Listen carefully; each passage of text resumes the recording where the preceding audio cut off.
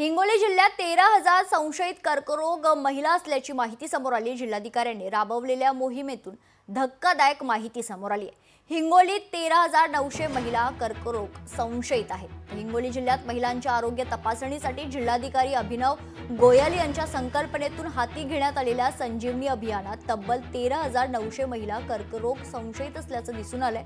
या महिलांच्या आरोग्य विभागाकडून तालुका स्तरावर स्क्रीनिंग केली जाणार असून त्यासाठी आरोग्य विभागाने नियोजन केलंय। या अभियानासाठी आरोग्य विभागाच्या अधिकारी व कर्मचाऱ्यांची बैठक घेऊन या अभियानात नेमकं काय करायचं याची माहिती देण्यात आली होती। त्यानंतर आशा कर्मचाऱ्यांमार्फत गाव पातळीवर महिलांची माहिती घेण्याच्या सूचना दिलेल्या आहेत।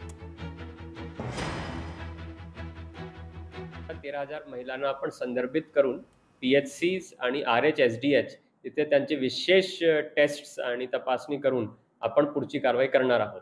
याच्यामध्ये शीघ्र आपला उपचार, शीघ्र निदान आणि शीघ्र शोध या आपले 3 मुख्य उद्देश आहेत, जेणेकरून आपण महिलांना कर्करोग पासून लांब ठेवू शकतो आणि कर्करोग मुक्त जिल्हा करण्यामध्ये आपण यशस्वी होऊ शकतो।